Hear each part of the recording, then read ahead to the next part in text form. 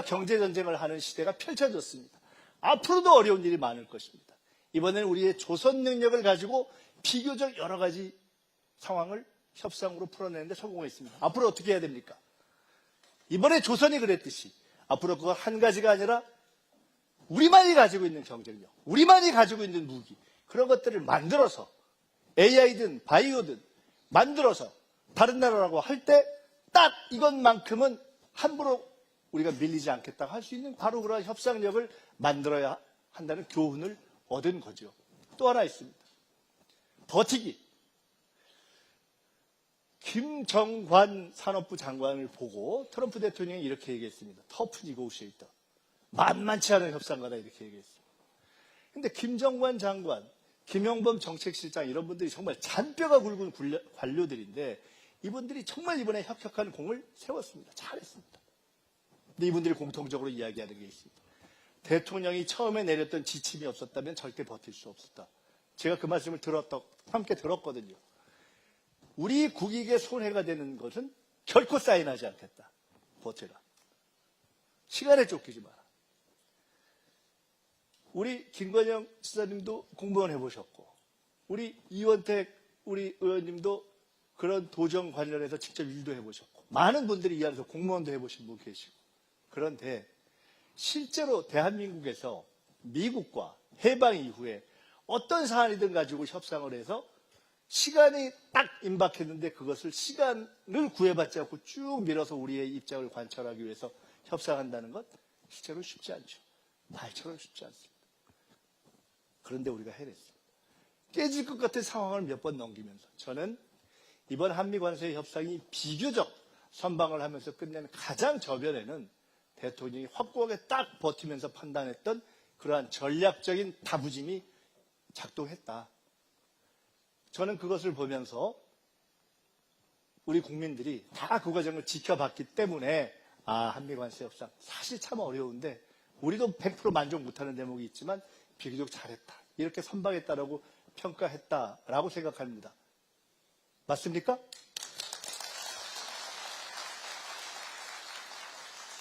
수많은 외교가 있었습니다.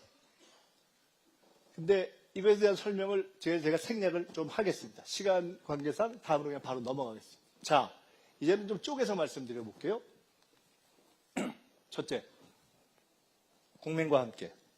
이재명 대통령께서 후보 시절에, 당대표 시절에, 그리고 지금도 가장 많이 하시는 말씀이 정치는 결국 국민이 한다입니다. 그 정신을 가지고 국민 주권 정부를 만들고 있고 민주당은 당원 주권주의를 추천하고 있습니다. 저도 그것을 올바른 길이라고 믿는 사람입니다. 국무회의 생중계 재밌으셨죠? 타운홀 미팅 괜찮고 제일 재밌는 것은 업무 보고 생중계 진짜 재밌었죠? 우린 죽겠어요. 그거 만든 사람은 죽겠습니다. 아우 힘들어요. 제가 대통령님한테 말씀드렸거든요. 업무 보고 중간쯤에 장르를 하나 만드셨어요. 무슨 장르? 그래서 세계적인 정치 다큐를 하나 만드셨다고. 이번에 우리가 했던 이 업무 보고를 생중계한 것이 대통령이 주도한 그 영역을 이제 넘어서서 전 부처의 업무 보고 생중계로 이어지고 있고 더 나아가서 앞으로 국민들이 관심을 가지는 각종 위원회나 이런 것들도 이제 생중계 하세요 하고 제가 지침을 내렸습니다. 각 부처에. 전 세계가 주목하는 K민주주의의 하나의 모델이 된 것이고 제가 찾아봤어요. 업무 보고 공개를 누가 시작했나? 김대중 대통령이 처음 시작하셨더라고요. 근데 그때는 생중계는 안 했어요. 처음으로 오픈한 거예요. 그 철학이 이어져서 김대중 대통령, 노무현, 문재인 대통령, 이재명 대통령 이렇게 국민 주권을 중시하는 분들이 이어지면서 오늘에까지 이어진 것이죠. 이게요. 이번 업무 보고할 때 공무원들이 힘 좀 들었을 거 아니에요. 장관들도 힘들고. 근데 이제 업무 보고가 마지막 끝나는 게 부산에서 해수부 업무 보고였거든요. 부산에서 해수부 업무 보고 딱 끝나는 날 다들 속으로는 이제 끝났다. 아주 해피하다. 이제 조금 쉬어야지 이러고 대통령께서 마지막 정리 말씀을 하시면서 아우, 그동안 수고하셨다고. 다음 업무 보고는 6개월 있다 하자고. 아니, 내년에 하는 게 아니고 6개월 있다. 야, 이거 정말. 저는 사실 이번 업무 보고가 아니라 다음 해. 2026년, 2027년, 2028년, 2029년의 업무 보고를 기대합니다. 성남과 경기도에서 발전과 기적을 만들어냈듯이 첫 업무 보고는 국민들에게 보여주고 우리를 내어드리고 검증받는 것으로 시작했지만 2년차, 3년차, 4년차는 점점 압박 검증이 심해질 것이고 책임감의 강도도 높아질 것이고 그러면서 대한민국의 행정은 훨씬 더 높은 수준으로 갈 것이고 이재명 국민주권정부 5년 동안 여러분이 만들어주신 이재명 국민주권정부는 한차원 높은 행정으로 도약할 것이기 때문에 더 많이 보시고 댓글도 더 많이 보내주시고 그리고 대통령께서 업무 보고할 때 이렇게 가끔 받아가지고 대신 물어보기도 하시잖아요. 이거 보고 다 하시는 거거든요. 앞으로도 계속 이렇게 해서 K민주주의를 발전시켜 가겠다. 우리가 올바른 방향을 가고 있는 거 맞죠? 언젠가 김대중 대통령께 은퇴하신 후에 제가 한번 여쭤본 적이 있습니다. 아니, 외교를 잘하는 게 뭔가요? 이렇게 말씀하시더라고요. 다 잘 지내는 거다. 미국과도 잘 지내고, 일본과도 잘 지내고, 중국과도 잘 지내고, 러시아와도 잘 지내고, 북한과도 잘 지내고. 결론적으로 우리는 상당히 어려운 상황에서 그걸 만들어냈습니다. 지난 6개월 동안. 우리의 자존심과 원칙을 지키면서도 상대의 환심을 지혜롭게 사면서도 서로 이해관계가 다른 그런 국가들을 균형을 적절히 잡는 방향으로 북한과만 아직 냉각관계에 있지만 미국, 중국, 일본 가장 가까운 나라들과 관계를 만들어 낸 거죠. 얼마 전에 새해 들어서 첫 국무회의를 하고 점심 식사를 청와대로 이제 옮긴 뒤에 청와대 옆에 총리 공간이 있고 그 옆에 삼청동 수제비집이라는 데가 있어요. 그래서 수제비 먹고 우리 총리 공간 가서 커피를 이렇게 한 적이 있습니다. 기자들이 몇 명 있었어요. 그때 대통령께서 이렇게 말씀하시더라고요. 기자들이 아우 도대체 금관 뭐 아이디어라든가 아니면은 그 시진핑 주석 뭐 샤오미 셀카라든가 이런 거는 이거 어떻게 다 만들어내세요? 그러니까 그랬더니 아 나 잠 못 자고 그거 지어서 아이디어 짜느라고 잠을 못 잔다고. 국익을 이루어내기 위한 치열한 노력을 하는 거죠. 어떤 분들이 이렇게 이야기해요. 이런 장면을 만들어내기가 어렵지 않습니까? 최근에 무슨 탄국가에 갔던 우리나라 기업인이 하나 있는데 저한테 직접 얘기해 주는 겁니다. 그분이 갈 때 이게 우리나라에 6개 있는 금관 중에 6번째 가장 좀 화려한 금관의 모델을 선물한 거거든요. 이것과 비슷한 걸 들고 갔대요. 그 나라에서 건설 휴주할 게 있었어요. 원래 자기 차례 아니야. 딴 나라 받기로 돼 있었어.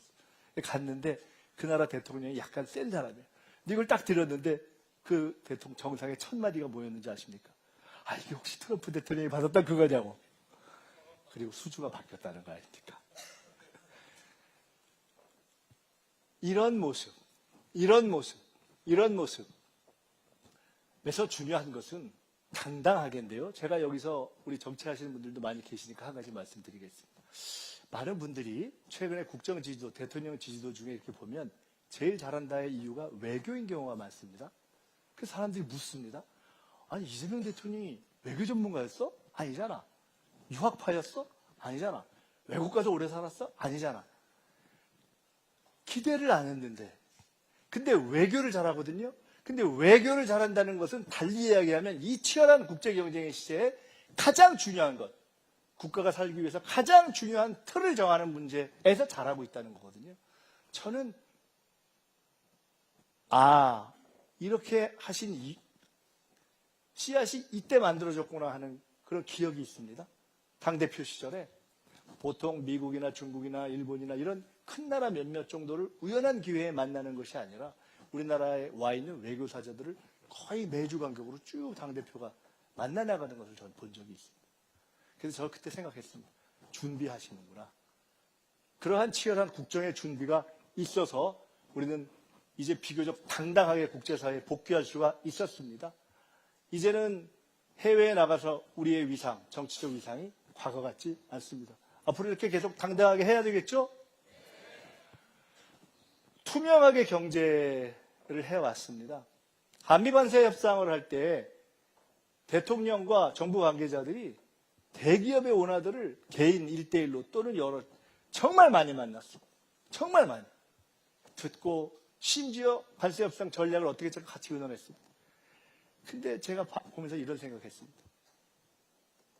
과거였다면, 독재자 시절이었다면, 저런 만남이라면, 이 사람들이 만나서 뭔 짓을 할까? 뒤에서 뭔 소리를 할까?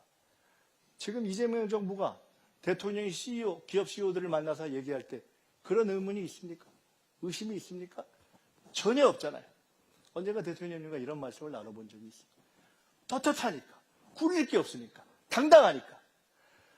어떤 나라가 선진국이 되느냐의 가장 중요한 척도 하나는 정부와 기업의 관계의 모습입니다. 이재명 정부는 정부와 기업이 투명하고 당당하게 이야기하면서 서로 할 얘기하고 아닌 건 아니라고 하고 그렇게 상생의 관계를 만들어내는 그러한 관계를 만들어냈다.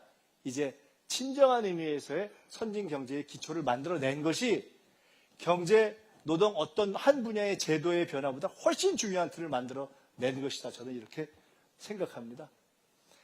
A, B, C, D, E. 여기 우리 김성주 우리 이사장님도 와 계신데 제가 정책위 의장을 할 때 정책위 부의장을 하셨고 지난 제가 민주당의 수석 최고위원으로 있을 때 집권플랜 본부장이라는 것을 할 때 A, B, C, D라는 것을 처음에 그 틀을 만들어서 제기했던 적이 있습니다. A, AI, B, 바이오, C, 컨텐츠 앤 컬처, 문화와 컨텐츠, D, 디펜스, 방위산업, E, 에너지. 우리는 이것이 미래로 가는 전략산업이라고 보고 이것을 살려내기 위한 집중적인 투자를 했습니다. 방향을 잡았고 예산에 넣었고 이것을 할 수 있는 인프라의 기초를 시작을 했고 그리고 이것을 해낼 수 있는 사람들을 지원하기 위한 기본 틀들을 다 정리하기 시작했습니다.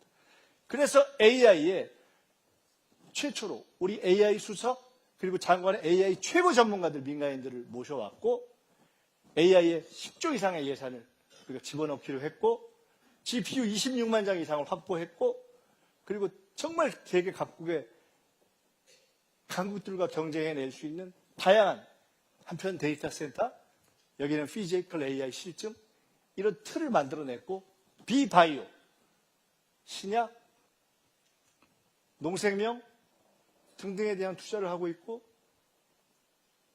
국가의 바이오위원회를 딱 정리해서 이제 당연한 컨트롤 타워로 가려고 하고 있고 컨텐츠 앤 컬처, 방위산업, 에너지, 지금 아리백산단 전북같이 제가 이걸 보면서 전북은 이 중에서 뭐뭐에 연관이 되느냐. A, AI 연관되죠? 피지컬 AI. B, 농생명, 바이오 연관되죠? 컨텐츠 앤 컬처 당연히 관광 등 연결되겠죠. D, 디펜스 아주 주된 분야는 아닌 것 같아요. E, 에너지, 재생에너지 연관되죠? A, B, E가 특히나 전북과 연관된 이런 부분에 있어서 새로운 미래를 만드는 노력을 하고 있다.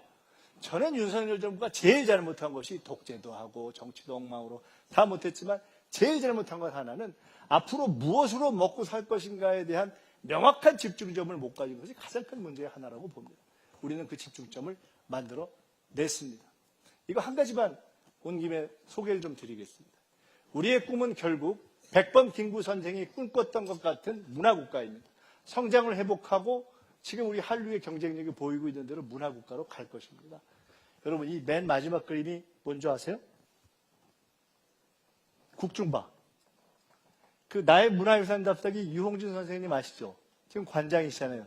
제가 그분이 너무 자부심에 차서 자랑하는 거 한 두 가지만 소개할게요.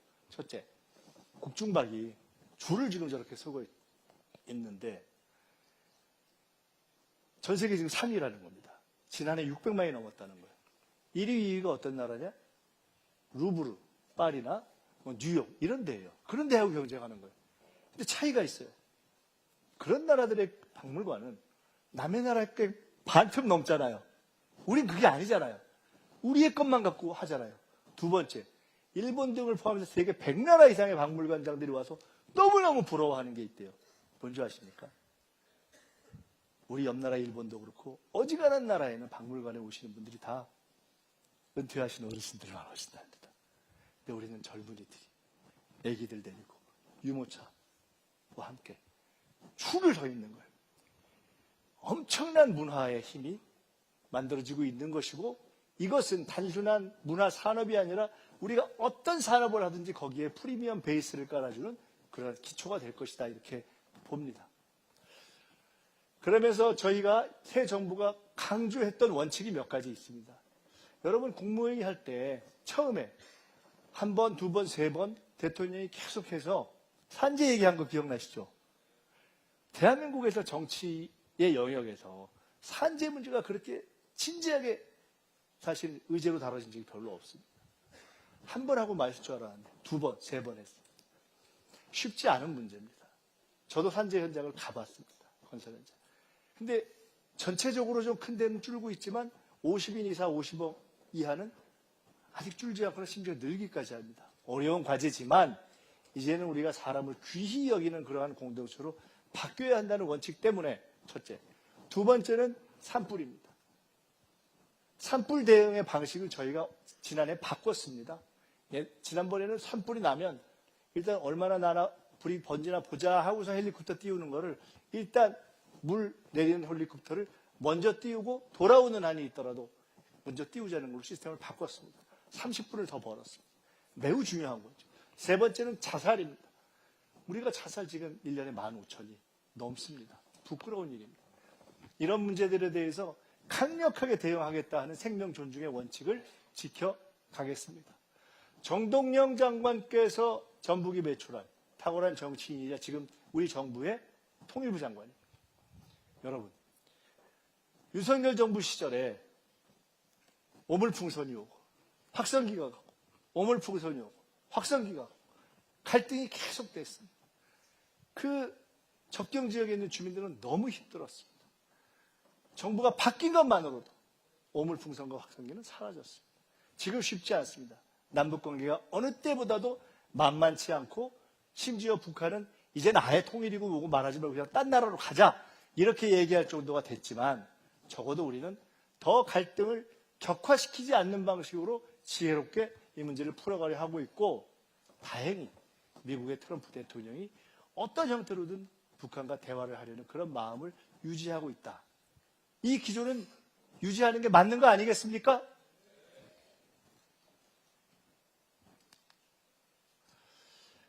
지금까지 대략 좀 긍정적인 얘기 드렸습니다. 근데 우리는 상황을 쉽게 보고 있지는 않습니다. 아까 말씀드렸던 것처럼 환율 간단치 않고 수도권 부동산 문제 간단치 않고 여러 가지 산업에서의 경쟁력 간단치 않습니다. 미국이 판을 흔들었고 중국이 무섭게 쫓아오거나 아니면 우리 추월한 부분이 많습니다.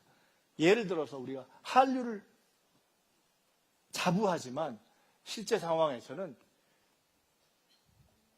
노력은 우리가 하고 돈은 넷플릭스가 가져가는 그러한 구조, 이러한 구조들이 곳곳에 있습니다.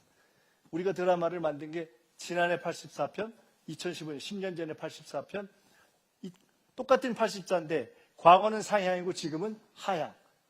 이런 어려움들이 곳곳에 있는 것을 인식하고 저희들이 결코 그냥 낙관만 하고 가진 않겠다 하는 말씀을 드리는 겁니다. 정리를 하겠습니다. 지금 대통령에 대한 지지도가 6개월이 지난 시점에서 보면 비교적 역대 정부에 비해서 높다고 합니다. 50대 후반, 60대 초반대. 정부에 대한 신뢰도를 조사했습니다. 처음으로 지난해 말에 정부에 대한 신뢰도가 54%대를 찍었습니다. 국회, 검찰, 법원보다 높게 나왔습니다. 더 잘해라. 그래, 열심히 하는 건 인정하겠다. 투명하게 국민과 함께 가려는 노력을 인정하겠다. 그러한 평가를 국민의 집단지성을 믿고 정치를 해온 지난 6개월에 대한 평가로 국민들이 내려주고 계신 것이라고 믿고 지금까지 말씀드렸던 이런 기조로 계속 달려가려고 합니다. 괜찮겠습니까? 제가 한두 가지만 더 말씀드리고 오늘은 사실 제가 주최 측에서 말씀 듣기를 쭉 말씀드리고 혹시 질문 질문이나 이런 것이 있으면 필요한 걸 서면으로 받아서 남의 답변 드리고 한두 가지만 여기서 꼭 필요한 문답을 직접 하고 그리고 마치고서 오신 분들과 인사도 하고 사진도 찍고 하는 시간을 가졌으면 좋겠다고 말씀을 들어서 가급적 빨리 곧 마치겠습니다. 제가 한번 이걸 만들어 봤어요. 이 정부의 장관들을 제가 한번 이렇게 그룹핑을 해본 겁니다. 제일 왼쪽에 있는 분들, 전북에서 잘 아시는 분들. 그러고 보니까 전북에서 지금 장관이 몇 분 나온 거예요? 김윤덕 장관 있고, 또 정동영 장관 있고, 그렇죠? 그러고 보니까 한병도 원내대표까지 배출하셨네요. 제가 살 익산. 자, 이렇게 민주당에서 국회의원 오래 하셨던 분들이 장관 한 그룹이 있어요. 맞죠? 두 번째는 어떤 분들이냐? 우리 과기부 장관, 산자부 장관, 중소기업부 장관 이런 분들은 네이버, LG 이런 때 쟁쟁한 기업에서 쟁쟁하던 분들이에요. 경제를 아는 분들. 대통령이 삼고초려해서 모셔온 거예요. 경제가 정말 중요하다고 생각한 거예요. 세 번째, 관료를 오래 했던 분들. 외교부 장관, 재경부 장관, 그리고 코로나 때 정말 여러분이 그 신뢰를 주셨던 정은경 장관. 세 번째 그룹이에요. 간단하죠. 훌륭한 관료, 훌륭한 경제인, 훌륭한 정치인. 네 번째가 있어요. 아주 흥미로워요. 송미령 장관 아시죠? 시작처장, 권오을 장관 어떤 분들이죠? 보수 정치에 있었거나 지난 정부에 있던 분들. 이분들이 몇 분 이렇게 있어서 한 축을 형성하고 있는 것입니다. 이 정부가 처음 시작할 때부터 지난 대선 때 이재명 대통령께서 민주당의 대표이자 후보로서 우리는 개혁의 원칙을 지키면서도 중도화 보수까지 끌어안겠다라고 선언했던 그 기조가 연장되면서 새 정부가 출발할 때부터 원팀을 이렇게 짠 겁니다. 그리고 이렇게 짠 틀을 유지해서 가급적 지난해 또는 올해 초까지 빨리 내란을 종결시키고 정말 국민들이 원하고 있는 민생과 경제를 살리고 국민을 통합시키는 쪽으로 달려가고 싶다 하는 이야기를 신년사에서 하신 것입니다. 이런 통합의 기조를 더 지속하고 확대해 갈 것인데 이러한 기조를 유지하는 게 맞지 않겠습니까? 그렇게 해 가겠습니다. 전북경제가 대전환의 시기를 맞았습니다. 대한민국이 그렇듯이 전북경제의 대전환이 시작됐습니다. 아까 A, B, C, D, E에서 말씀드린 것처럼 이번에 미국에서 있었던 CES, 세계 최고의 첨단 박람회에서 최고 인기가 로봇이었다는 거 아닙니까? 이제 로봇이 이제 최고의 경쟁을 갖고 이제 붙는 정말 최고의 격전지가 된 거 아닙니까? 피지컬 AI, 달리 이야기하면 누가 더 근사한 로봇을 만들어내는 아이디어를 내고 실증해 볼 것인가? 그거에 대해서 지금 얼마요? 5천억? 6천억? 7천억? 1조요? 1조가 책정된 거 아닙니까? 전북이 한번 해보라는 거 아닙니까? 해낼 수 있으시죠? 새만큼은 설명드릴 필요 없고, 그리고 그린바이오 농경, 이 부분에 있어서 전북이 오랫동안 고민했던 이런 과제를 잘 해내면 이재명 정부는 틀을 바꾸려고 합니다. 지금까지의 발전 방식과 달리 가려고 합니다. 수도권 중심으로만 가려고 했던 그런 성장을 이제는 한계에 달했다고 보고 진짜 지방주도 성장으로 바꾸려고 합니다. 5국 3특이 그렇고 광역통합이 그렇고 서울에서부터 멀수록 수도권에서부터 멀수록 혜택을 주자는 것이 그렇고 그렇습니다. 전북에는 새로운 기회가 있습니다. 여러분, 저도 눈치가 있는 사람이잖아요. 제가 왜 정치를 마치고 전북에서 살려고 하겠어요. 저는 전북에 확실한 미래가 있다고 봅니다. 이제 이러한 국가 대전환의 시기에 5국 3특의 한 축으로서 이제 전북이 아까 말씀드렸던 그러한 국가 대전환의 길들을 지금까지처럼 더 응원해 주시고, 그리고 전북 고유의 독자적인 발전의 전략을 잘 만들어서 실행해가는 과제가 여기 앞에 계신 우리 도지사님, 국회의원님들, 그리고 여기 모든 참여해 주신 분들과 함께 그 어깨에 걸려 있는 것이다. 저희 이렇게 믿습니다. 오늘은 저희 정부가 이렇게 달려왔습니다. 앞으로도 이렇게 달려갈 것입니다. 계속 응원해 주십시오. 잘못할 때 질책해 주십시오. 그러나 질책보다는 애정을 가지고 함께 잘할 수 있도록 도와주십시오 하는 그런 말씀을 드리려고 왔습니다. 지난 업무보고 때 대통령께서 그래 새만금 우리 얼마나 했었냐. 근데 이제 그냥 막연한 것이 아니라 좀 구체적이고 책임 있게 최종 그림을 다시 정리해서 결론을 좀 내보자 이렇게 한 것 아닙니까? 제가 정부의 새만금 위원장이기도 합니다. 여기 계신 분들과 함께 새로운 그림을 정리해내야 하는 공동의 책임을 무겁게 안고 있습니다. 함께 해내겠습니다. 여러분 일단 오늘 전북을 찾아서 여러분께 설명드린 K국정설명회 1차 설명 여기까지 마치겠습니다. 감사합니다. 네, 김윤석 총리님께 다시 한번 큰 박수 부탁드리도록 하겠습니다. 네, 감사 말씀 드리고 그럼 지금부터 총리님을 모시고 질의응답 시간을 진행하도록 하겠습니다. 시간 관계상 약 10분 정도 운영할 예정이고요. 손을 들어주시면 저희가 선택에 의해서 마이크를 전달해 드릴 거고요. 귀한 시간인 만큼 효율적인 진행을 위해서 자기소개와 요점만 간략하게 해주시면 되겠습니다. 네. 이 진행은 제가 그냥 바로 하는 것이 네. 좋을 것 같습니다. 이게 끝나고 또 뭐 이렇게 뵙고 또 사진도 찍고 하는 게 생각보다 시간이 많이 걸리더라고요. 30분 이상. 그래서 아까 말씀드렸던 것처럼 죄송하지만 한 너댓 분 정도로 하겠습니다. 한번 질문하신 분 손 한번 들어줘 보시겠어요? 이제 더 들면 안 됩니다. 한번 제가 보려고요. 한, 둘, 셋, 넷, 다섯, 여섯, 일곱, 여덟, 아홉. 인데 9분을 다 하려면 진짜 1분씩 질문하고 끝날 것 같은데. 자, 지금까지 손 드신 분들만 한 1분 안 넘게 딱 말씀을 간단하게 해주시고 제가 종합해서 답변을 드리는 것으로 하면 어떨까요? 그렇게 해도 좋겠죠? 그럼 저쪽부터 간단하게 해주시겠습니까? 누가 손 드셨었는데. 네. 예. 그 마이크 전달 위해서 손 드시면 잠시 좀 일어나 주시. 여기신가요? 네, 안녕하세요. 인사드리겠습니다. 저는 완주청년회소 회장 유충렬이라고 합니다. 만나뵙게 해서 반갑습니다. 먼저 전북특별자치도 우리 김민석 총리님 방문해 주셔서 진심으로 환영드리고 또한 저는 질의가 아닌 총리님의 그 견해를 좀 듣고 싶어서 이 자리에 섰습니다.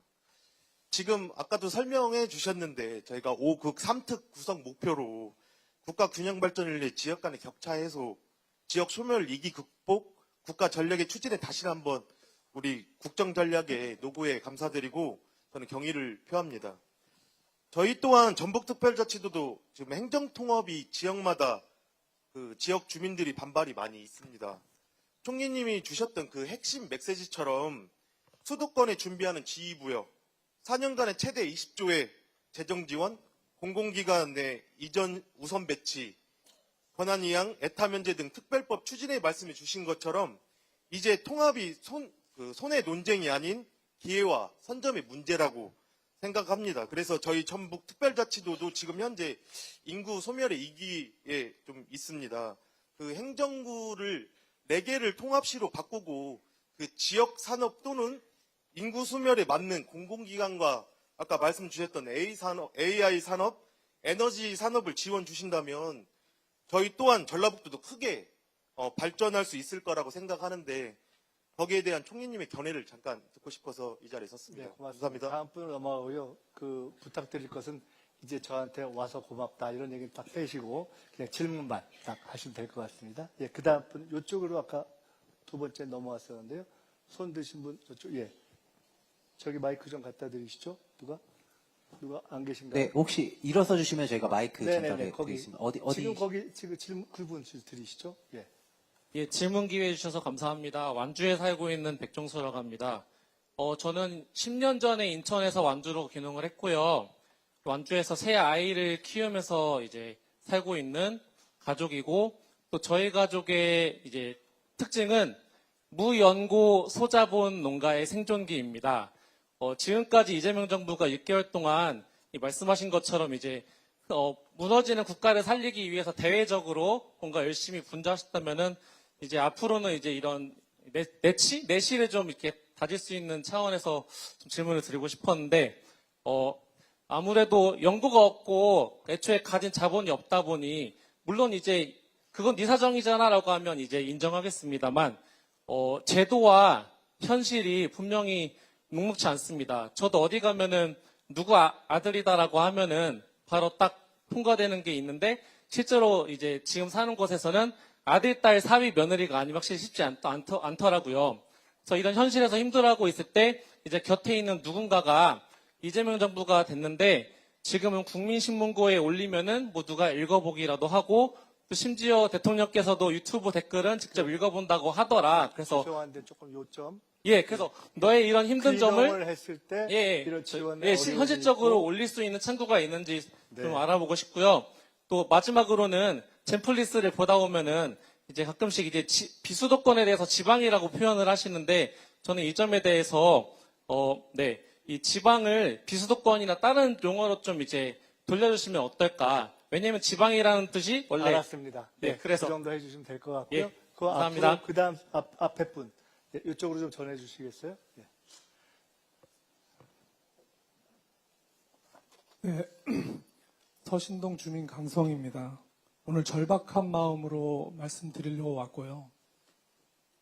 전북은 식민지 시대에는 쌀을 바쳤고 산업화 시대에는 우리 아버지 세대부터 영남으로 수도권으로 인력을 보냈습니다. 그리고 민주화 시대에는 제일 먼저 피를 흘렸고 그리고 선거 때마다 민주정부의 산실이 됐습니다. 이재명 대통령께서는 이런 전북을 제대로 평가하면서 호남을 다시 살리겠다고 이렇게 얘기하고 계십니다. 그런데 이 호남을 살리겠다고 하는 것에 저는 전북이 제외되어 있다고 생각합니다. 그래서 그 말씀 드리고 싶습니다. 광주 전남의 통합이 바로 눈앞에 와 있습니다. 그리고 대전 충남도 통합합니다. 그리고 총리님께서는 광주 전남에 20조를 지원하겠다고 했습니다. 그런데 특별자치도는 이제 특별 고립도로 될 수밖에 없는 상황이다 이렇게 생각하고 있습니다. 그렇다면 우리 전북도 살 길을 마련해야 하지 않겠습니까? 그래서 저는 광주 전남을 넘어서 전북까지 하나 되는 통합해야 된다 이렇게 생각하고 있는데요. 이런 논의를 해서 만약에 호남 대통합으로 갈 수 있다면 우리 총리님께서는 광주 전남과 더불어서 호남이 하나로 될 수 있는 방안을 마련해 주실 수 있겠는지, 그리고 또 한 가지로는 거기까지 하시죠. 이재명 대통령께서 예. 타운홀 미팅을 지금 안 하고 계십니다. 우리 전북에. 네, 빨리 오셔서 말씀드릴게요. 이런 문제를 같이 논의했으면 좋겠습니다. 네. 이상입니다.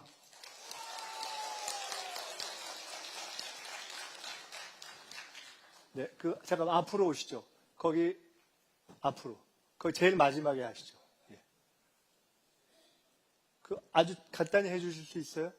네, 간단히 하시죠. 네, 안녕하세요. 저는 MBC TV의 칭찬합시다 제안자 김종선입니다. 27년 전에 총리님과 SBS TV로 자기 재천표 공개하는 방송을 같이 나간 적이 있습니다. 3분 동안. 그때 우리 총리님께서 자기 재천표를 공개해 주셨는데 그때 81점이었습니다. 오늘 지금 중요한 아이디어를 하나 가지고 왔습니다.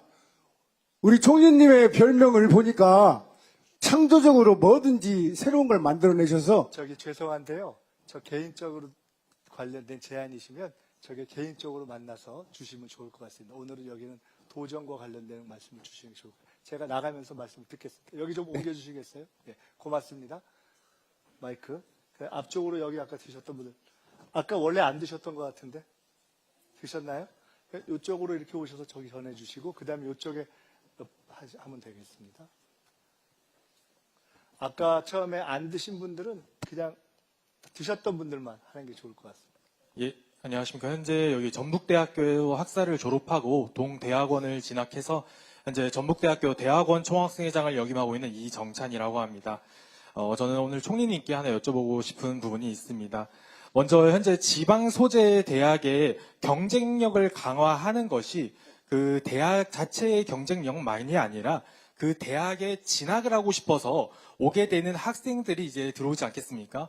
그렇기 때문에 해당 지역의 지방 소멸을 막는 하나의 정책으로서도 진행이 될 수 있다고 생각합니다. 이때 대학의 경쟁력을 어떻게 향상시키냐? 이제 현재 여기 전북대 같은 경우에는 1년 예산이 한 4천억 정도 되고요.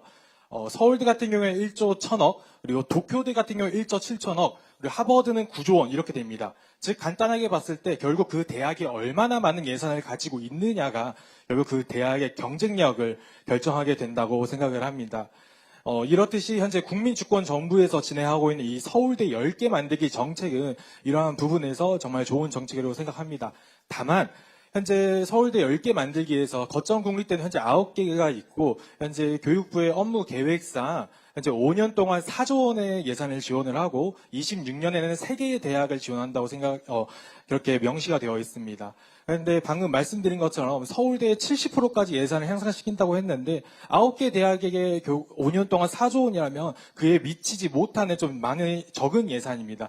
그렇기 때문에 이 서울대 10개 만들기 정책을 그냥 그 대학의 경쟁력을 향상시키는 게 아니라 그 대학이 소재하고 있는 지역의 지역 소멸도 막을 수 있는 이러한 정책의 일환으로서 좀 그 대학들에 지원을 해서 대학뿐만 아니라 그 지역도 함께 상생을 하고 발전할 수 있도록 예산의 규모와 그리고 좀 신속하고 좀 전투적인 이런 지원을 해주시면 감사하겠습니다. 네, 고맙습니다. 이쪽으로 넘어가죠. 거기 바로 뒤에 계신 분 드리고 이쪽으로 넘어오죠. 예, 반갑습니다. 저는 부안군에서 초고압 송전철탑 백지화 반대대책위 공동대표를 맡고 있는 허태혁입니다. 저는 국가전력망 구조 재편 및 해만금 247 CFE 허브 구축을 제안드리고자 합니다. 24시간 7일 무탄소 에너지 전략을 앞으로 해결해야 될 국가 과제라고 저는 생각을 하는데 이 제안의 핵심은 아리백-AX 산업전략 허브 육성 분산형 국가전략입니다. 이 내용은 현재 진행되고 있는 용인 반도체 국가산단의 피크 수요가 16.5%를 집중되어 있고 또 전국적 송전선로 신설 비용만 72조 8천억이 되고 있는 사정에 있습니다. 잠깐만요. 그리고 선생님, 잠깐만요. 죄송한데 제가 보니까 들고 계시는 지금 읽기 시작해가지고 다 읽으시고. 예, 제가 마지막 결론적인 얘기만 말씀드리겠습니다. 결론만 말씀 주시고. 네. 제가 나갈 때 저한테 주시면 저희 우리 같이 일할 때 주시면 받아서 그 연락처까지 적어주시면 또 답을 또 드릴 테니까 일단 결론을 말씀해 주시죠. 네, 그래서 저는 송전탑 갈등을 최소화하고 해만금을 기업이 투자하고 싶은 곳으로 만들어 주실 것을 요청합니다. 지금은 어떤 기반도 갖춰져 있기 때문에 예전에 삼성 반도체에서 투자를 계획했다가 철회하지 않았습니까? 기업이 올 수 있는 새만금을 만들어 주시기 바랍니다. 이상입니다. 감사합니다. 자, 이제 이쪽에 딱 세 분, 죄송한데, 이제 여 앞에 딱 세 분이 하고 마무리해야 될 것 같습니다. 예. 네, 반갑습니다. 전주 병청년위원장 김민수입니다. 총리님께서 길게 얘기하지 말라고 하시니까 핵심만 빠르게 요약해서 말씀드리겠습니다. 전북은 K컬처 중심, 지리적 시대적 새만금 에너지와 연결, AI 피지컬 국가 전략 거점 사업이 꼭 필요합니다. 총리님. 우리 총리님께서 전북 예비 군민이신, 우리 예비 시민이신 총리님께서 함께 전북을 글로벌 AI 시대를 함께 총리님과 함께 하고 싶습니다. 도와주십시오. AI를 하자는 거예요? 문화 거점을 하자는 거예요? 국가 전략 거점을. 네, 네. 알았습니다. 예. 그 다음에 옆에, 예, 두 분 같이 계시니까 바로 이어서 하시죠. 안녕하십니까. 전주시 청년의 일원 김다혜입니다. 추모 납골당과 같이 장사시설과 같이 민간이 운영하되 공공성이 매우 강한 영역의 경우 허가와 감독 권한은 지방자치단체에 있음에도 불구하고 문제가 발생했을 때 책임 주체가 불명확해지는 구조적 한계가 존재합니다. 그로 인해 유가족의 피해가 장기간 방치되는 사례도 실제로 발생하고 있습니다. 이와 같은 구조적 문제를 예방하기 위해 중앙정부 차원의 관리 감독 책임을 보다 명확히 하거나 유가족의 권익을 실질적으로 보호할 수 있는 제도 개선을 검토하실 계획이 있으신지 여쭙고 싶습니다. 이상입니다. 그 바로 옆자리에 계신 분, 같은 거예요? 자, 그러면 그냥 된 김에 두 분 하고 마치죠. 저 끝에, 이쪽으로 들으시죠. 자, 시간이 좀 지났기 때문에 잘 이해해서. 예. 네, 한글 세계와 조직위원장 한용득입니다. 저는 이 국가보안법을 당장 폐지해야 한다고 봅니다. 얼마나 우리 민주 투사들이 국가보안법. 국가보안법 폐지하고 북한과 남한이 그것이 통합이지 뭐 전주 안 주고 전남 통합 그런 자라 콧구녕 같은 소리 하면 안 돼요. 우리가 세계를 주도하고 1등 국가가 되려면은 수신제가 치우 편편합니다. 어떻게 우리 그 민주 인사들을 수없이 친일 잔재 말이 검찰 개 쓰레기 새끼들이 말이야 얼마나 많이 죽였어요. 이걸 당장 폐지하고 남북 정상은 판문점에서 매월 1일 날 정상회담을 하고 천하 통일을 할 생각을 해야지 뭐 전남 안주 뭐 통화 뭐 경상도 통화 그런 자라 콧구녕 같은 소리 하면 안 돼요.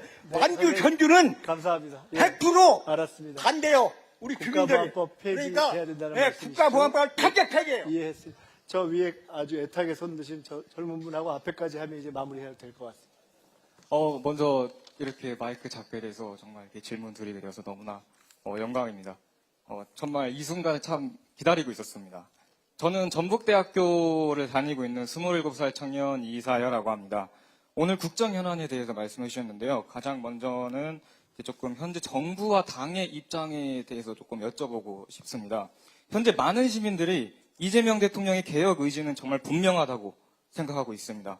그러나 현실에서는 검찰의 수사권을 두고 이것이 문제가 정리되지 않고 있고 정교 유착 및 또 권력형 의혹의 책임 소재가 흐려지고 있으며 민주당 내부에서는 계파 갈등으로 표류하고 있다고 느끼고 있습니다. 그래서 시민들은 이 문제가 대통령이 아니라 그 개혁을 실행하지 못하는 민주당의 구조와 기득권이라고 말하고 있습니다. 만약에 이재명 대통령께서 개혁을 멈춘다면 그 책임이 민주당에 있다는 점을 정부에서는 분명히 인정하실 수 있는지 여쭤보고 싶고 아니면은 그 실패에 대한 책임까지 대통령이 함께 떠안아야 하는지 여쭤보고 싶습니다. 마지막으로 딱 한 가지만 빠르게 여쭤보겠습니다. 네, 청년의 입장에서요. 이제 최근에 이재명 정부에서 진행을 하셨던 정책 중에 하나인 그 북한의 체제 선전 매체인 노동신문을 국민 혈세로 배포하기 시작한 점이 참 의문이 들었습니다.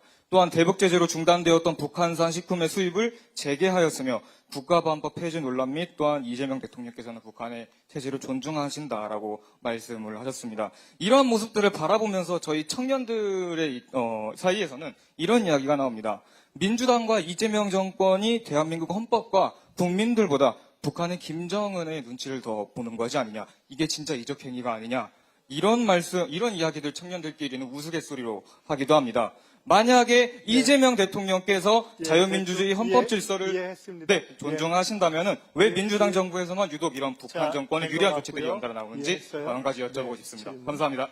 이제 마지막 이제 하시면 될 것 같습니다. 네, 안녕하십니까. 전북기회공고 교사 이한철입니다. 다름이 아니라 전북 혁신도시에 있는 한국전기안전공사의 고졸 채용 제도의 개선에 대한 건의입니다.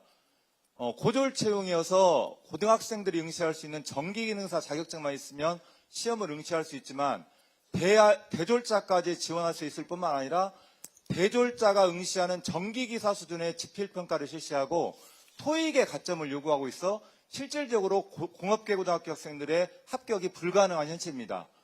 합리적으로 좀 개선되어서 그 공업계고등학교 학생들이 좀 도전할 수 있는 기회를 주시면 감사하겠습니다. 이상입니다. 고맙습니다.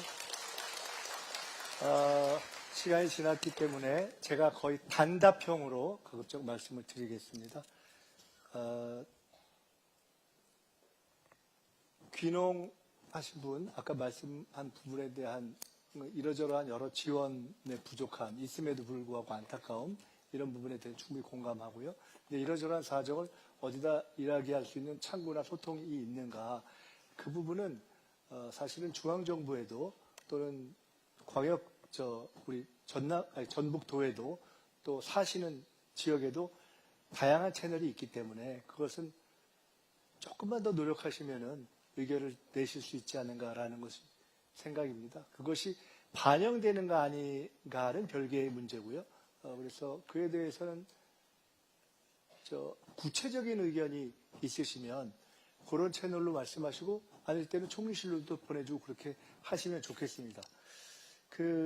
수도권, 지방을 비수도권이라는 용어로 쓰자. 그거 저희가 참고하겠습니다. 전북특별자치도의 장래를 지금 대전, 충남, 광주, 전남 등이 사실상 통합으로 가는 길이 열려 있는 상태에서 어떻게 할 것인가. 혹시 우리는 상대적으로 불이익을 받게 되는 것이 아닌가 하는 우려가 있을 수 있다는 점을 잘 알고 있습니다. 첫째, 더 나빠지는 불이익이라는 것은 없습니다. 둘째, 어떤 대안을 취해야 하느냐에 있어서 원래 지금 우리 정부가 전북도와 함께 합의해서 머리를 맞대고 짜냈던 5급 3특이라는 구조와 달리 전북까지 소위 호남이라는 이름으로 통합하는 길이 맞다라는 의견도 아까처럼 있을 수 있고, 그렇지 않고 전북은 전북의 길을 가는 것이 맞다라는 의견도 있을 수 있고, 제가 정확히는 모르지만 오늘 현재까지는 5급 3특의 길로 가는 것이 맞는 거 아니냐 하는 의견이 다수이고 현재까지 합의된 의견이 아닌가라고 저는 이해하고 있습니다. 그에 대해서 도 차원에서 다른 의견의 방향이 주어진다면 그건 정부를 함께 의논할 수 있을 것이고, 대통령님의 타운홀 미팅은 진행이 될 것입니다. 그래서 전북에서도 진행이 될 것이라는 말씀을 드리고요. 학생 지원과 관련해서 결국은 서울대 10개 만들기의 본질도 대학에 대한 지원, 학생별 지원액이 높은 경우에 그 대학이 발전하는 것이 아니냐. 그런데 그것을 대학으로만 보지 말고 그 지방을 살리는 것을 함께 하는 것이 좋겠다는 의견 주신 것에 대해서 당연히 공감하고, 지금 펼치고 있는 여러 가지 정책들이 그렇게 인구 소멸 지역을 포함한 각 지역의 경쟁력을 살리는 것과 함께 가는 것으로 하되, 우선 각 대학의 경쟁력을 살리는 데 있어서는 이미 정해진 그 각 지역에서의 대표적인 국공립대를 우선 선도적으로 살려나가면서 푸는 방식을 하는 것이 어떻겠는가 하고 생각하고 있다는 말씀을 드리겠습니다. 아까 송전탑과 관련해서 이러이러한 허브를 육성하는 것이 좋겠다고, 그러니까 쭉 이렇게 문서를 들고 진지하게 질문 주셨는데요. 그 질문을 제가 이렇게 딱 보니까 서류도 준비하셨고 상당히 준비를 많이 해오신 것 같아서 나갈 때 저희 일행에 주십시오. 제가 전달돼서 보도록 하겠습니다. 그 AI와 관련한 것은 아까 말씀드렸던 것처럼 AI가 여러 분야가 있지 않습니까? AI 데이터 관련된 부분, 어떤 한 지역이 모든 걸 다 할 수는 없기 때문에 한 지역과 한 기업이 AI를, 서버린 AI를 만드는 거, 데이터 센터가 있는 것, 또 피지컬 AI로 가는 여러 측면이 있어서 그 측면 중에 전북은 현재까지는 여러 가지를 고려해서 피지컬 AI와 관련된 쪽으로 특화하면 어떻겠는가 하고 현재 전북의 리더들과 중앙정부가 함께 논의해 온 것이기 때문에 그런 부분이 결국 장기적으로는 한국이 가장 경쟁력을 가질 수 있는 분야일 것이다. 한국이 가지는 제조력과 AI력을 함께 합친 것으로서 그런 의미에서는 전북이 충분히 거점이 될 수 있을 것이고 그렇게 만들어야 한다 생각합니다. 아까 휴머시설과 관련한 제도 건의에 대해서는 꼭 내용에 대해서 차라리 정리한 걸 주십시오. 네, 그렇게 두 분이 같이 오신 것 같은데 그렇게 하고, 국가보안법 폐지에 대해서는 취지를 충분히 알겠고 우리 사회에서 역사적으로 많은 논의가 되어 온 것이고, 민주당과 민주 세력이 전체적으로는 국가보안법을 혹은 개정 혹은 폐지하는 방향으로 가는 것이 좋겠다는 공감대가 있고, 민주당은 이미 그 과거부터 국가보안법을 전면 개정이냐 아니면 전면 폐지냐 아니면 실질적인 개정이냐를 놓고 많은 논의를 해왔고, 현재 그런 방향으로 서서 현재까지 와 있다는 말씀을 드리고, 다만 현재 존재하는 국가보안법을 가지고 이 정부 하에서 사실상 과거에 그랬듯이 국가보안법을 정치적으로 악용해서 없는 간첩을 만들어내고 무도한 일을 하고 하는 상황은 사실상 존재하지 않는다. 그렇기 때문에 추가적인 폐지 문제에 대해서는 문제 제기가 될 수도 있고 저희들이 국회에서 그건 논의해 갈 문제다 이렇게 생각합니다. 자, 그거 나중에 말씀드릴게요. 그 다음에는 그 개혁과 관련한 정당의 책임에 대해서는 아까 우리 청년께서 말씀을 주셨는데 일단 두 가지 질문 주셨는데 뒷부분에 말씀드리는 것에 대해서는 저는 대부분 동의하기가 어렵습니다. 왜냐하면 노동신문 등을 개방해도 괜찮다라는 것은 이미 그렇게 해도 좋다는 그것이 우리 사회의 건강성에 대한 믿음의 기초에서 예를 들어 온라인이라든가 이런 것 등등으로 개방해도 그만이라는 것이지 그거를 국비로 하자라는 식의 논의는 한 적이 없기 때문에 그렇게 하면 문제가 아니냐라고 말씀하신 것은 그 자체가 잘못된 가설이기 때문에 오히려 그런 틀린 얘기를 안 했으면 좋겠다라고 가서 설득을 해주시는 역할을 해주시면 감사하겠다 이렇게 말씀을 드립니다. 민주세력의 경험을 돌이켜보면 당과 정은 김대중 정부, 노무현 정부, 문재인 정부, 지금 이재명 정부에 이르기까지 처음부터 끝까지 한 몸으로 완전하게 일치단계에서 가야만 국정도 성공시킬 수 있고 개혁을 그 후로도 이어갈 수 있다라는 경험의 기초에 있다. 그래서 이 정부는 그런 의미에서의 당정 일치를 해가면서 갈 것이다 이런 말씀을 드립니다. 아까 마지막에 주신 질문과 관련해서는 조금 디테일이 있는 질문 같아서 그 부분은 사실은 처음에 그냥 말씀을 듣는 것 같고는 제가 잘 모르겠습니다. 그러니까 그 부분은 조금 아마 적당한 방식으로 설명으로 주신다 아니면 나갈 때 명함을 하나 주시면 저희가 전화해서 조금 자세히 여쭤보고 답을 드릴 수 있도록 하면 좋겠습니다. 마칠까 합니다. 한 가지만 더 말씀을 드리겠습니다. 우리 정부가 지난 6개월 동안 방향을 전환했습니다. 올해는 어떻게 하느냐? 일단 급한 회복의 기틀을 잡았기 때문에 민생과 경제에 집중하면서 대도약의 방향으로 나아가려고 합니다. 첫째. 두 번째, 이제부터는 그래 방향을 잘 잡았다가 아니라 성과를 명확하게 내야 할 때라고 봅니다. 국민들도 그것을 원하고 있고 저희들도 그렇게 생각하고 있습니다. 그렇게 하겠습니다. 셋째로 정부도 저도 직접 소통을 더 강화하겠습니다. 대통령께서 국무회의를 포함해서 이렇게 우리의 모습을 오픈했지만 더 나아가서 이런 국정설명회도 하고 예를 들어 저도 온라인 이런 문답 등을 좀 기획하고 있습니다. 그런 걸 하겠습니다. 여러분과 직접 소통하는 방식을 강화하겠다. 끝으로 청년들과의 소통을 강화하겠습니다. 제가 총리실의 고유 업무 중에 하나가 주로 부처 간의 업무를 조율하는 건데 청년 문제를 저희가 총괄하고 있기 때문에 청년들과의 직접 소통, 현장 대화 등등을 강화해 가겠다 하는 말씀을 드리겠습니다. 우리가 함께 전북의 미래, 청년의 미래를 만들어 갔으면 좋겠다는 말씀을 드리면서 아쉽지만 질의응답까지 포함해서 여기서 마치고 이제 밑으로 내려가서 좀 편하게 인사도 하고 악수도 하고 사진도 찍고 그렇게 해도 되겠죠? 고맙습니다. 네, 장시간 수고해주신 우리 총리님께 다시 한번 뜨거운 박수.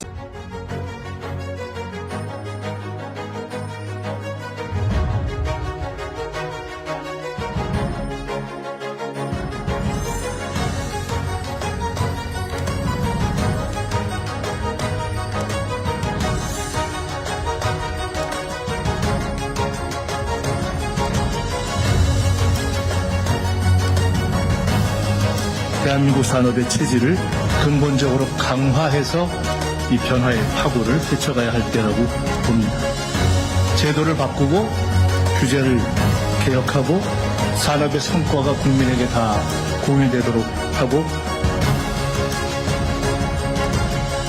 우리 총리님 역할이 아주 컸거든요. 우리 총리님한테 박수 한번 쳐주시죠.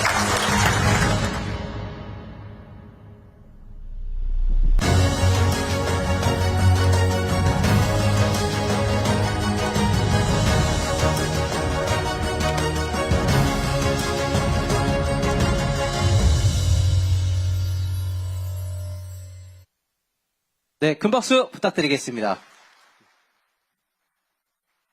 여러분들 많이 기대되시죠? 네, 그러면은 기대되시죠? 그럼 바로 저희 총리님을 모셔보도록 하겠습니다. 김민석 총리님을 큰 박수로 모시겠습니다.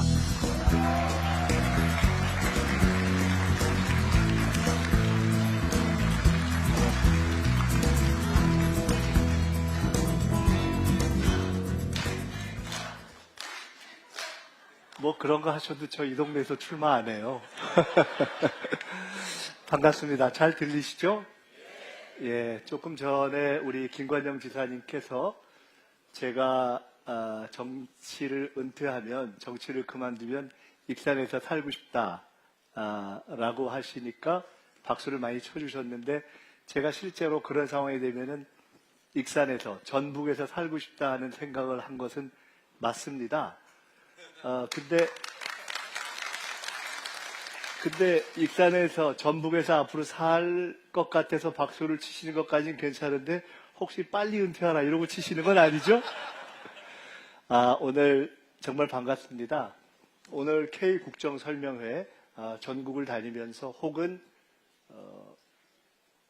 지방정부, 혹은 정당, 혹은 단체, 혹은 기업인들과 함께 현재 우리나라가 어디에 있고 어디로 갈 것인가에 대해서 말씀을 나누는 K국정설명회를 하고 있는데, 오늘 전북에서 이렇게 여러분들 뵙게 돼서 반갑습니다. 사실 오늘 두 군데가 공동으로 주최를 해주셨습니다.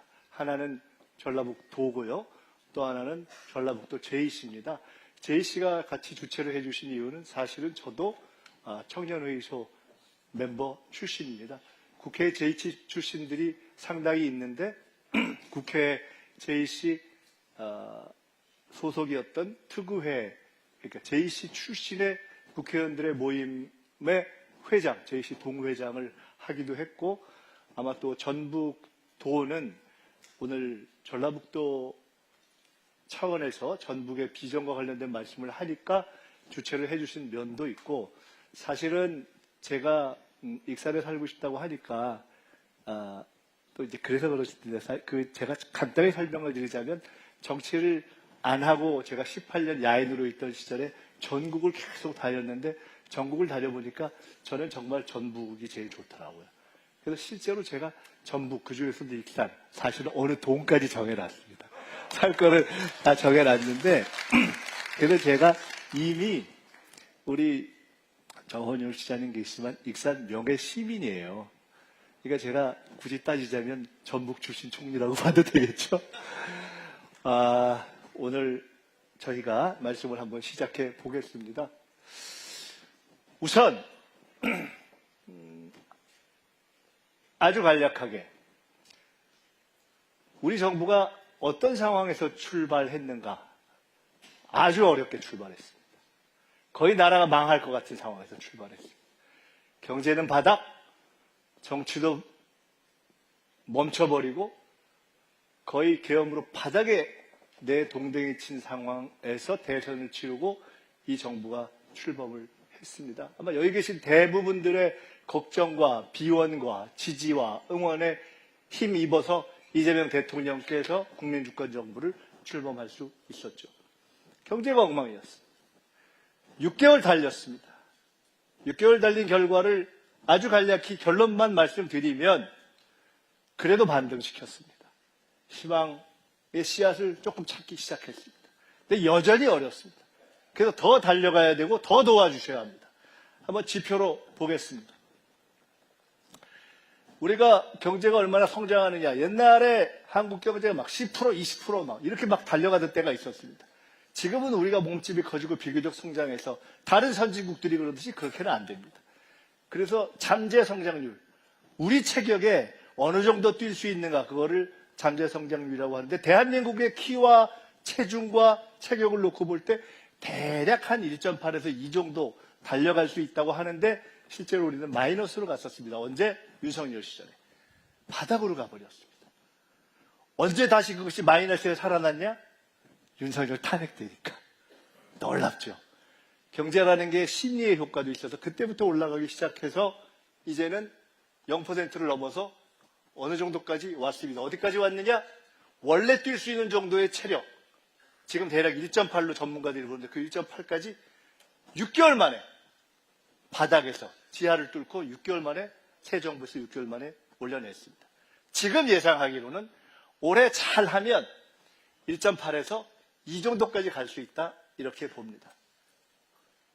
우리의 희망은 이것을 더 올려내는 것입니다. 많은 부분에서 긍정적 성과가 있었습니다. 내가 앞으로 돈 좀 더 쓸까? 남들이 더 쓸까? 이런 등등 대여섯 가지의 지표를 종합한다고 하는 소비 심리가 100을 넘어서 쭉 몇 달째 이렇게 최초로 상승의 지속을 보이고 있습니다. 코스피 추이는 바로 최근까지의 추이입니다. 기억하십니까?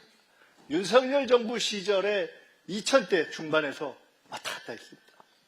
지난 대선에 이재명 대통령께서 후보로서 앞으로 코스피가 중장기적으로는 5천까지도 내다볼 수 있다. 근데 그때 우리가 이런 얘기를 했습니다. 내부적으로. 실제로는 이 정부 임기 마지막 중 3, 4년 후에 3천 뚫고 4천대까지 가면 사실 우리는 정말 대성공하는 것일 수 있다. 그리고 그때 언론이나 야당은 이런 비판이 있었습니다. 택도 안 되는 소리 무슨 5천은 무슨 소리냐. 지금 어디까지 갔죠? 4,800대까지 가버렸습니다. 여전히 쉽지 않습니다. 환율도, 수도권 부동산도, 청년 실업 문제도 어려운 문제들이 있지만 분명한 것은 한국 경제가 앞날이 보이지 않던 절망 상태로부터 지난 6개월간에 분명하게 잘하면 어쩌면 살아날 수 있겠네 하는 희망이 보이도록 반전시킨 것. 그건 맞지 않습니까? 그런 것을 지난 6개월 동안 해냈습니다. 반드시 우리가 한번 확인해야 될 것이 있습니다. 새 정부가 출범하고 나서 국민 모두가 제일 걱정했던 것이 있죠. 야당은 이런 얘기도 했습니다. 아우, 이재명 대통령이 트럼프 대통령 만날 수나 있겠어? 미국이 만나주겠어? 한미관세 협상 하긴 하겠어? 한미관세 협상이라는 게 과연 일본보다 유리하게 하겠어? 이런 얘기 많았죠. 최고의 걱정거리였습니다. 왜? 미국이 제일 세고 전 세계에서 제일 센 나라. 관세 협상을 전 세계를 향해서 시작하니까 전 세계가 마음 놓고 사실 하지 못하면서 싫은 협상이지만 할 수밖에 없었던 강한 나라. 와의 관세 협상을 제대로 하지 않으면 한국 경제를 풀어낼 수 없는 그러한 협상을 결론을 냈죠. 많은 보도가 있고 여러분들도 많이 들으셨기 때문에 딱 세 가지만 말씀드리겠습니다. 첫째, 여러분, 미국이 주도해서 이번에 시작된 관세 협상에서 미국보다 유리하게 끝낸 나라 찾을 수 없습니다. 왜? 미국이 제일 세고 미국이 시작한 거니까. 그런 나라 있으면 나와보라고 하십시오. 그럼 이번 관세 협상의 성적은 어떻게 계산하느냐? 누가 덜 불리하게 했는가? 누가 상대적으로 유리하게 했는가? 한국이 일본이나 대만이나 다른 경쟁 국가에 비해서 더 불리하게 했는가 아닌가가 관세 협상을 평가하는 기준입니다. 이에 대해서 많은 사람들이 이렇게 평가합니다. 한국이 비교적 선방했다라고 이야기하는 것은 일본에 비해서 다른 경쟁 국가에 비해서 전체 다른 협상을 했던 나라들에 비해서 비교적 괜찮게 했다. 다 그렇게 인정을 하는 것입니다. 세 가지 포인트를 말씀드리겠습니다. 첫째, 상업적 합리성. 쉽지 않은 협상을 했는데 우리가 치열하게 마지막까지 얻어내려고 노력해서 그 모든 협상에 딱 씌운 모자가 있습니다. 상업적 합리성. 쉬운 말로 하면 돈 되는 것만 한다. 미국은 미국 돈 되는 거 하려고 하고 한국이 투자하라고 하고 미국이 원하는 방식으로 하라고 하고 만약 그대로 전혀 우리가 똑같이 미국이 원하는 대로만 갔다면 사실 우리 국익에 어려움이 있을 수 있죠. 그래서 우리는 상업적 합리성이라는 조항을 집어넣습니다. 돈 되는 것만 한다. 투자를 할 때도 또 자금을 모으는 방식도 한국이 불리하고 경제적으로 해를 보는 방식으로는 안 한다라는 것을 집어넣습니다. 두 번째, 마스가. 최근에 군산에도 미국이 조선을 할 거면 차라리 군산에서 하면 어때? 이런 얘기가 있잖아요. 마스가가 뭔지 다 아시잖아요. 미국을 더 세게 해주자. 마스가는 미국과의 어려운 협상을 하는 데 있어서 한국이 가지고 있는 조선력, 한국이 가지고 있는 배 만드는 능력을 가지고 우리의 협상을 가장 잘 이끌어낸 전략입니다. 미국이 가장 전 세계의 정치, 경제, 군사적인 우위를 점하는 데 있어서 필요한 것이 배 잘 만드는 능력, 군함 잘 만드는 능력인데 막상 그것이 제일 부족해요. 근데 우리가 그걸 가지고 있어요. 이수진 장군 거북선 만들 때부터 가지고 있는 능력이 쭉 이어져서 그걸 가지고 우리가 이번 협상 전체를 보면서 덜 불리하게 끌어가는데 딱 협상의 지렛대로 쓴 그 전략이 성공한 겁니다. 이 말씀을 드리는 이유는 앞으로도 우리는 어려운 일이 많을 겁니다. 여러분 혹시 기억하시는지 모르겠어요. 이번 한미 관세 협상이 끝날 때 국무회의에서도 그런 말씀하신 것 같아요. 정말 국력을 키워야 한다는 것을 절감했다. 그 말은 다시 이야기하면 강한 나라하고 협상을 해보니까 야 정말 속이 끓을 때가 많다. 그 얘기를 점잖게 표현한 거죠. 각국 도생, 전 세계가 경제전쟁을 하는 시대가 펼쳐졌습니다. 앞으로도 어려운 일이 많을 것입니다. 이번에는 우리의 조선 능력을 가지고 비교적 여러 가지 상황을 협상으로 풀어내는데 성공했습니다. 앞으로 어떻게 해야 됩니까? 이번에 조선이 그랬듯이 앞으로 그거 한 가지가 아니라 우리만이 가지고 있는 경쟁력, 우리만이 가지고 있는 무기, 그런 것들을 만들어서 AI든 바이오든 만들어서 다른 나라라고 할 때 딱 이것만큼은 함부로 우리가 밀리지 않겠다 할 수 있는 바로 그런 협상력을 만들어야 한다는 교훈을 얻은 거죠. 또 하나 있습니다. 버티기. 김정관 산업부 장관을 보고 트럼프 대통령이 이렇게 얘기했습니다. 터프 니고시에이터. 만만치 않은 협상가다 이렇게 얘기했어요. 근데 김정관 장관, 김영범 정책실장 이런 분들이 정말 잔뼈가 굵은 관료들인데 이분들이 정말 이번에 혁혁한 공을 세웠습니다. 잘했습니다. 근데 이분들이 공통적으로 이야기하는 게 있습니다. 대통령이 처음에 내렸던 지침이 없었다면 절대 버틸 수 없었다. 제가 그 말씀을 함께 들었거든요. 우리 국익에 손해가 되는 것은 결코 사인하지 않겠다. 버텨라. 시간에 쫓기지 마라. 우리 김건영 지사님도 공무원 해보셨고 우리 이원택 우리 의원님도 그런 도정 관련해서 직접 일도 해보셨고 많은 분들이 이 안에서 공무원도 해보신 분 계시고 그런데 실제로 대한민국에서 미국과 해방 이후에 어떤 사안이든 가지고 협상을 해서 시간이 딱 임박했는데 그것을 시간을 구애받지 않고 쭉 밀어서 우리의 입장을 관철하기 위해서 협상한다는 것 실제로 쉽지 않죠. 말처럼 쉽지 않습니다. 그런데 우리가 해냈습니다. 깨질 것 같은 상황을 몇 번 넘기면서 저는 이번 한미 관세 협상이 비교적 선방을 하면서 끝낸 가장 저변에는 대통령이 확고하게 딱 버티면서 판단했던 그러한 전략적인 다부짐이 작동했다. 저는 그것을 보면서 우리 국민들이 다 그 과정을 지켜봤기 때문에 한미 관세 협상 사실 참 어려운데 우리도 100% 만족 못하는 대목이 있지만 비교적 잘했다. 이렇게 선방했다라고 평가했다라고 생각합니다. 맞습니까?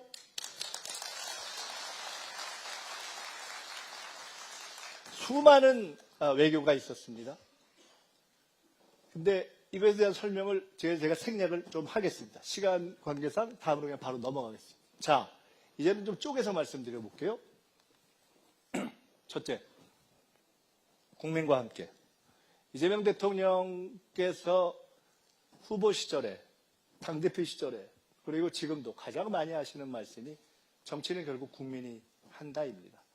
그 정신을 가지고 국민 주권 정부를 만들고 있고 민주당은 당원 주권주의를 추천하고 있습니다. 저도 그것을 올바른 길이라고 믿는 사람입니다.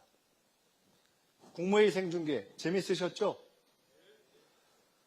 타운홀 미팅 괜찮고 제일 재밌는 것은 업무보고 생중계 진짜 재밌었죠?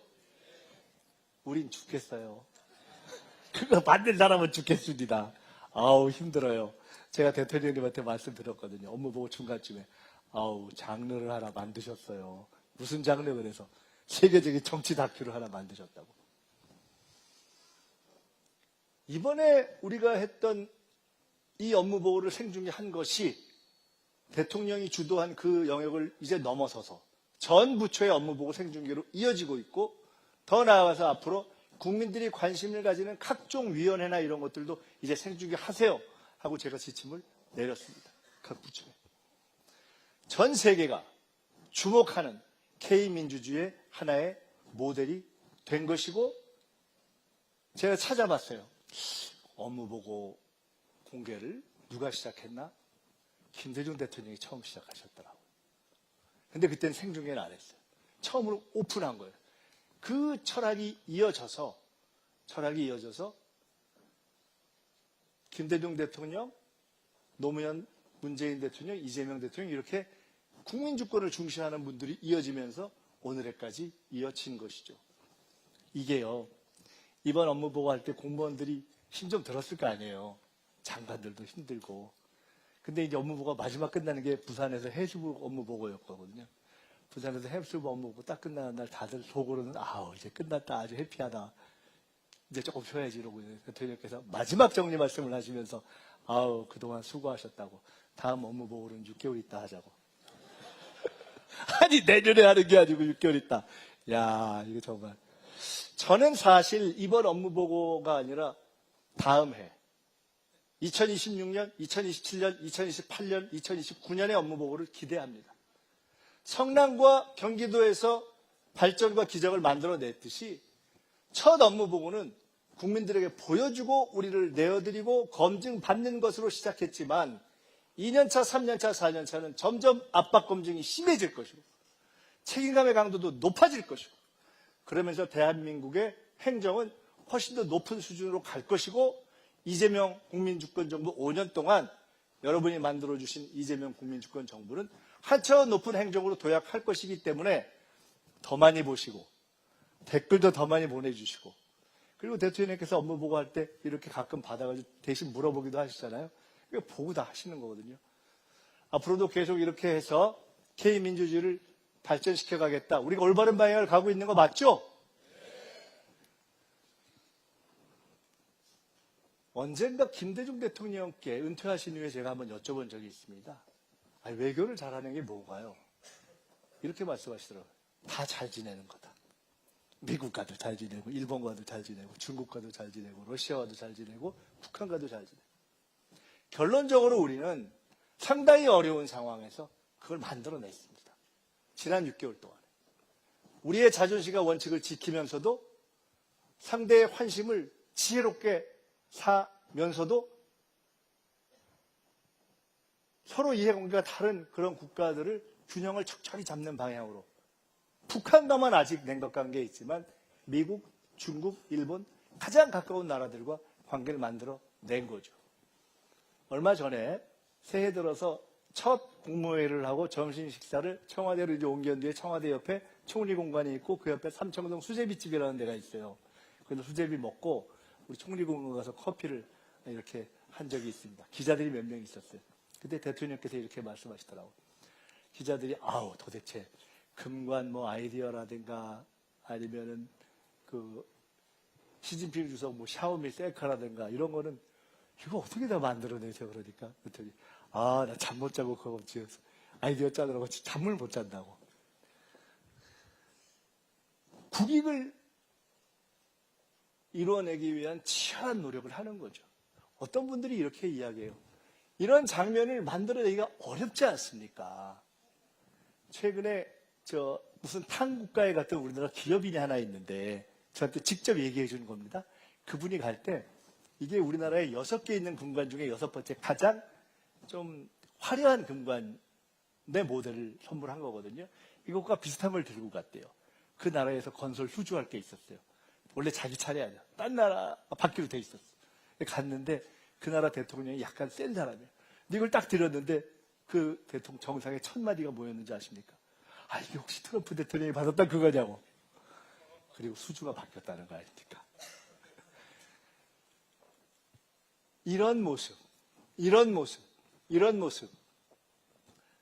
중요한 것은 당당하게인데요. 제가 여기서 우리 정치하시는 분들도 많이 계시니까 한 가지 말씀드리겠습니다. 많은 분들이 최근에 국정 지지도, 대통령 지지도 중에 이렇게 보면 제일 잘한다의 이유가 외교인 경우가 많습니다. 그래서 사람들이 묻습니다. 아니, 이재명 대통령이 외교 전문가였어? 아니잖아. 유학파였어? 아니잖아. 외국 가서 오래 살았어? 아니잖아. 기대를 안 했는데. 근데 외교를 잘하거든요. 근데 외교를 잘한다는 것은 달리 이야기하면 이 치열한 국제 경쟁의 시대에 가장 중요한 것, 국가가 살기 위해서 가장 중요한 틀을 정하는 문제에서 잘하고 있다는 거거든요. 저는 이렇게 하신 씨앗이 이때 만들어졌구나 하는 그런 기억이 있습니다. 당대표 시절에 보통 미국이나 중국이나 일본이나 이런 큰 나라 몇몇 정도를 우연한 기회에 만나는 것이 아니라 우리나라에 와 있는 외교사자들을 거의 매주 간격으로 쭉 당대표가 만나나가는 것을 저는 본 적이 있습니다. 그래서 저 그때 생각했습니다. 준비하시는구나. 그러한 치열한 국정의 준비가 있어서 우리는 이제 비교적 당당하게 국제사회에 복귀할 수가 있었습니다. 이제는 해외에 나가서 우리의 위상, 정치적 위상이 과거 같지 않습니다. 앞으로 이렇게 계속 당당하게 해야 되겠죠? 투명하게 경제를 해왔습니다. 한미관세 협상을 할 때 대통령과 정부 관계자들이 대기업의 오너들을 개인 1대1로 또는 여러 정말 많이 만났어. 정말 많이. 듣고 심지어 관세 협상 전략을 어떻게 같이 의논했습니다. 근데 제가 보면서 이런 생각했습니다. 과거였다면, 독재자 시절이었다면, 저런 만남이라면, 이 사람들이 만나서 뭔 짓을 할까? 뒤에서 뭔 소리를 할까? 지금 이재명 정부가 대통령이 CEO, 기업 CEO들을 만나서 얘기할 때 그런 의문이 있습니까? 의심이 있습니까? 전혀 없잖아요. 언젠가 대통령님과 이런 말씀을 나눠본 적이 있어요. 떳떳하니까, 꾸릴 게 없으니까, 당당하니까. 어떤 나라가 선진국이 되느냐의 가장 중요한 척도 하나는 정부와 기업의 관계의 모습입니다.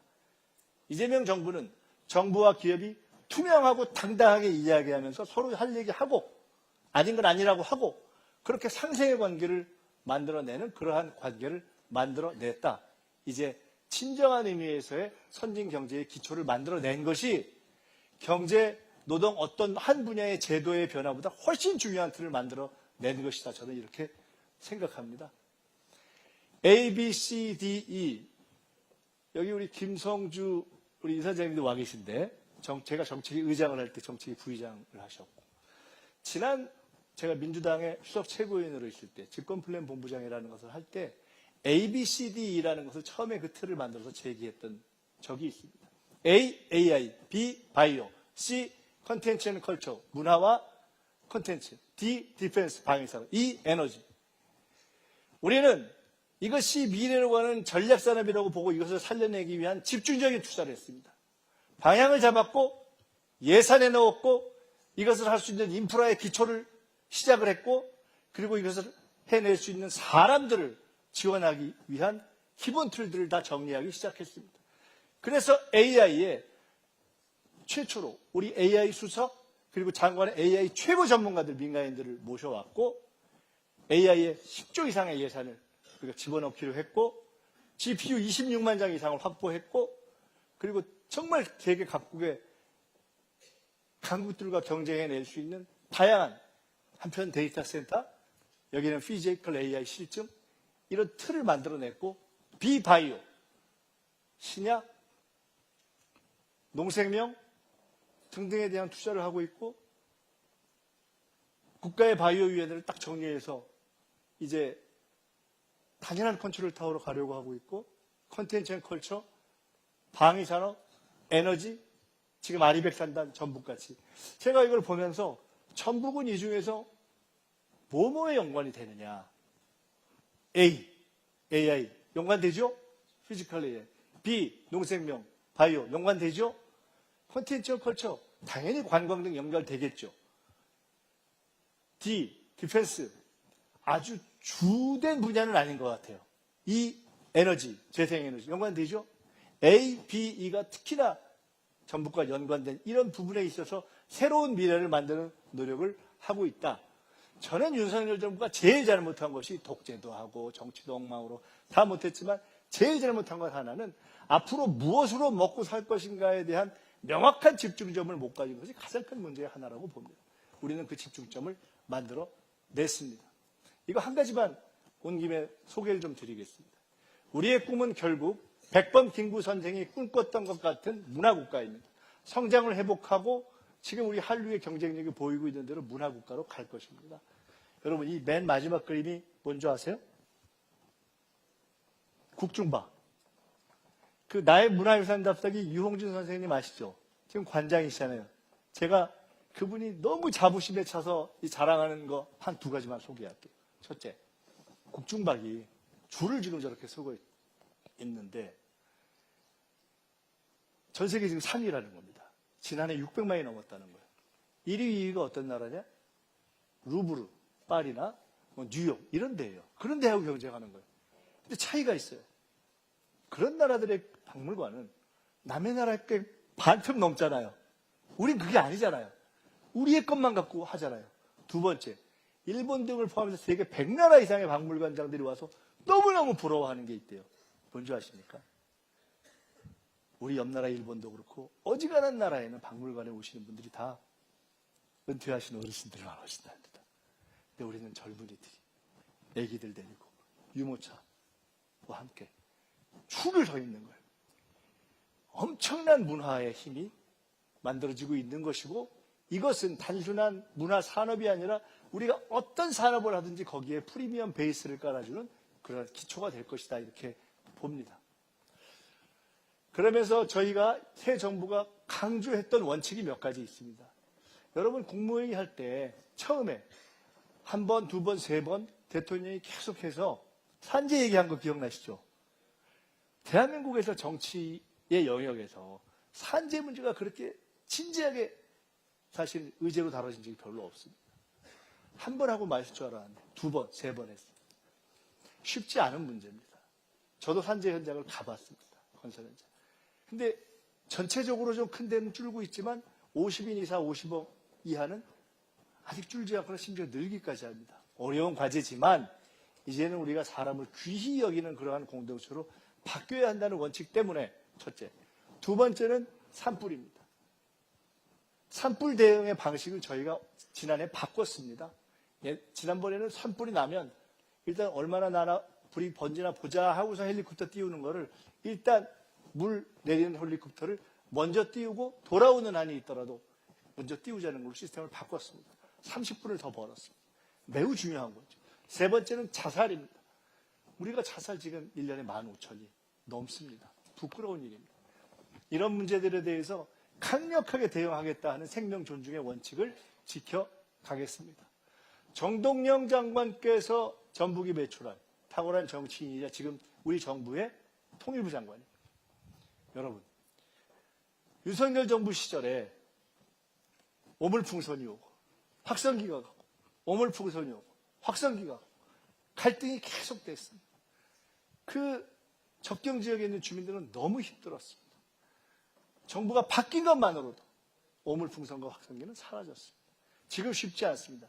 남북관계가 어느 때보다도 만만치 않고 심지어 북한은 이제는 아예 통일이고 뭐고 말하지 말고 그냥 딴 나라로 가자 이렇게 얘기할 정도가 됐지만 적어도 우리는 더 갈등을 격화시키지 않는 방식으로 지혜롭게 이 문제를 풀어가려 하고 있고 다행히 미국의 트럼프 대통령이 어떤 형태로든 북한과 대화를 하려는 그런 마음을 유지하고 있다. 이 기조는 유지하는 게 맞는 거 아니겠습니까?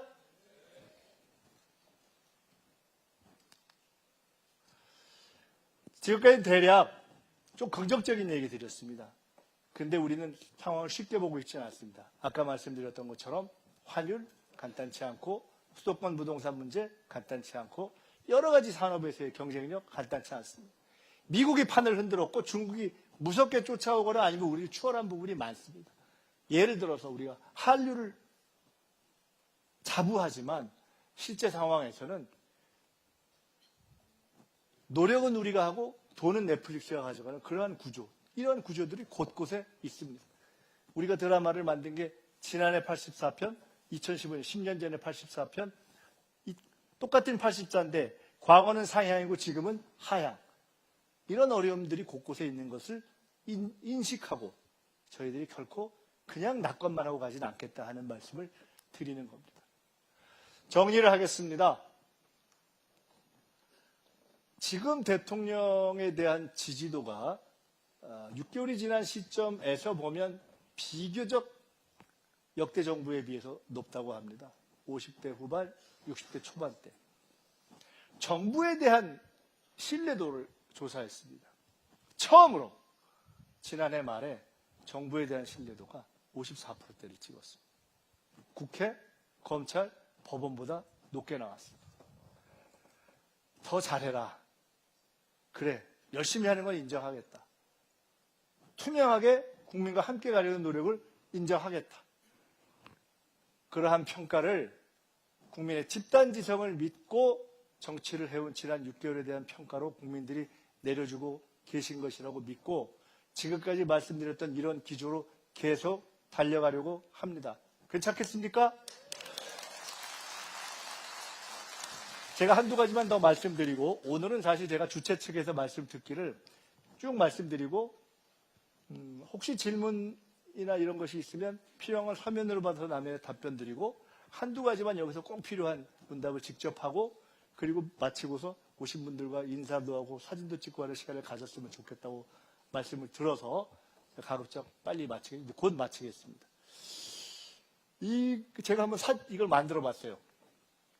이 정부의 장관들을 제가 한번 이렇게 그루핑을 해본 겁니다. 제일 왼쪽에 있는 분들, 전북에서 잘 아시는 분들. 그러고 보니까 전북에서 지금 장관이 몇 분 나온 거예요? 김윤덕 장관 있고, 또 정동영 장관 있고, 그렇죠?